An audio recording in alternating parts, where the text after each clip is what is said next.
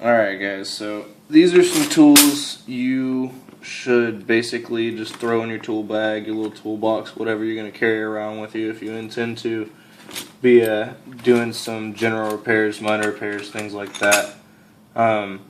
You want a few different ratchets. You want your 3/8, potentially a half. You're going to be doing some suspension What exactly do those do? These drive sockets. Short wall sockets. Only got a couple here. On my deep well socket, you want some deep well sockets to reach into some, like the longer bolts that basically may have something protruding out of them where you need to get a fitment on a nut that is lowered down. So yeah, you need plenty of those, but they come in different drives, which give you basically varying levels of torque to, you know, put on nuts and bolts and things like that. So yeah, very useful. That's a quarter drive. They're a little bit smaller, and then your half drive is generally the biggest. They do make a bigger one, but not for my purpose.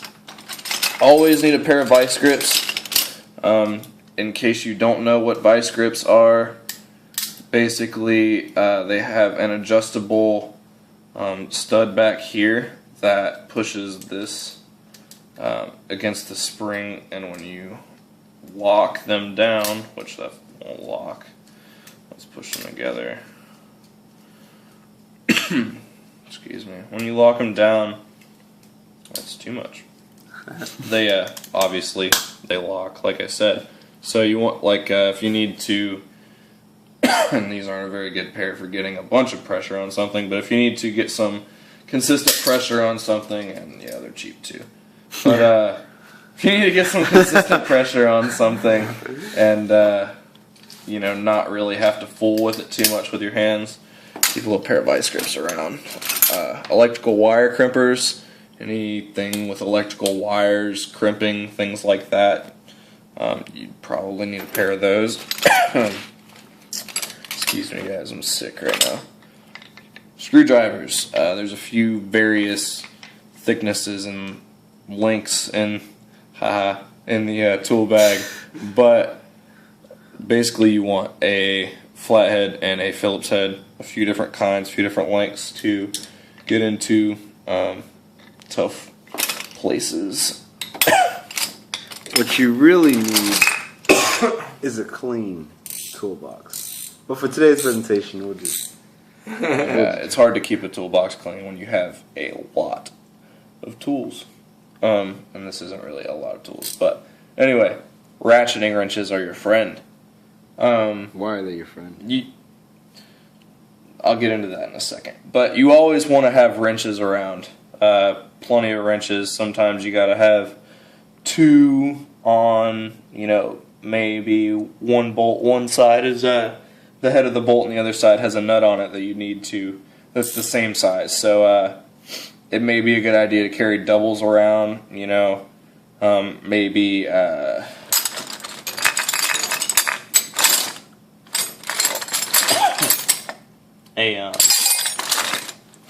don't think it's in here because I don't really use one, but a crescent wrench, adjustable crescent wrench. Those are always useful for kind of holding an uninspected double-sided fastener. C-clamps. These apply pressure on two sides. You need these for things like a quick and dirty brake job where you don't really want to use any special tools or things like that. Just try to ensure you get a bite on the piston, and it won't work on a turn-in style caliper, and I may get into that in another episode. But on a regular basically brake job, to turn the piston caliper back in, you would have to get pressure on it and basically find a way to clamp it back in. It's not as hard as I'm making it sound. So yeah, plenty of wrenches. You definitely need extensions. You're not going to be able to get a ratchet and a socket in everywhere. Trust me. Most guys who work on cars, mechanics, things like that, They basically they don't really like using a ratchet with a socket. Most guys will use a ratchet extension and then a socket just to have some extra clearance room to play with. Pliers, various pliers. This is like a pair of cutter pliers. You might be able to bend some metal, definitely be able to cut wires, things like that. Other useful things, creative ways to use them. This is a so-called pair of linesman pliers. They're a little bit beefier than a regular pair of pliers. I like them.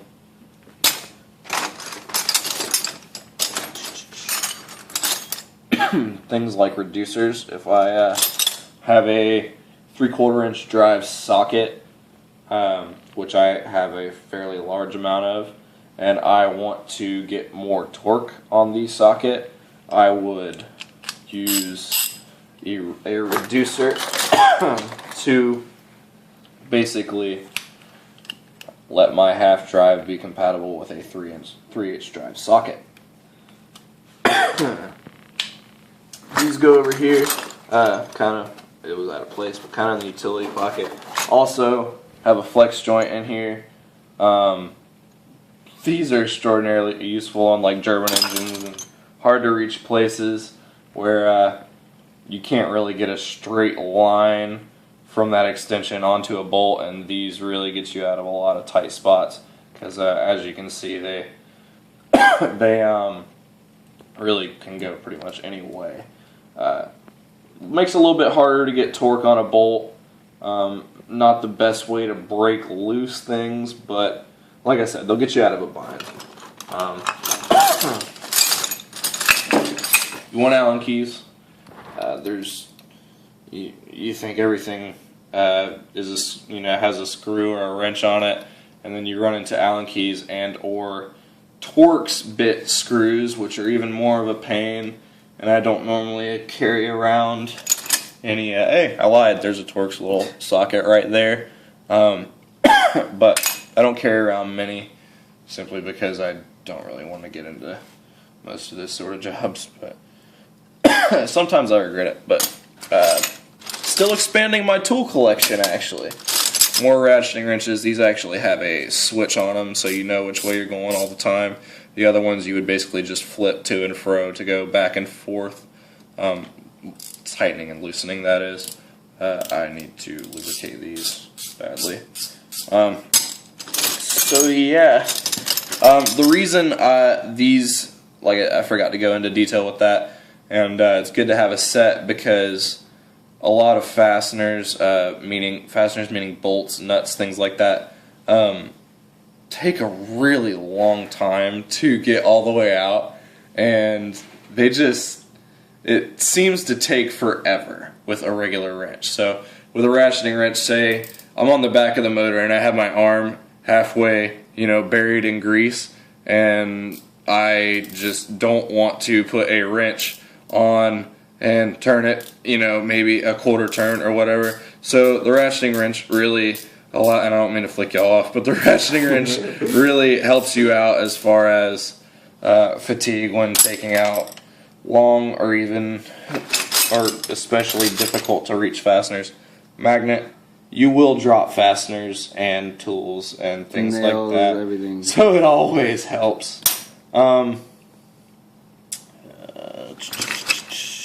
Recently there was work done to your car. Oh man, there's a lot of work done to my car recently. We'll get into that later. Yeah, we'll get into that later. But got some videos for y'all to come. Well, meet Austin. Things like that. Yes, sir. And pretty much it. Needle noses. Y'all, I think most of y'all have seen needle noses, but in case you don't know, pretty much get you in anywhere. A grip on anything anywhere. Somewhat of a grip anyway. The one thing I don't have in here is a hammer. A hammer is very useful. Very, very, very useful. But we've been using it on that project that you saw over there. We will get into that. Yeah, we'll definitely get into that. Y'all get to see a lot of that. But And really the last thing in here that is extraordinarily useful to me is a little clay ashtray or a metallic tray. This is not metallic, but a metallic tray is useful as well for just keeping fasteners organized. And you know, I usually keep like 1 or 2 of these in my tool bag just to keep a couple different sets of fasteners organized, because you don't want to lose them. It really sucks when you lose them. But yeah, guys, that's about it. I can pretty much do anything to a motor and start taking it apart with what's in here. So yeah, appreciate y'all watching, and there's definitely more to come. Thanks.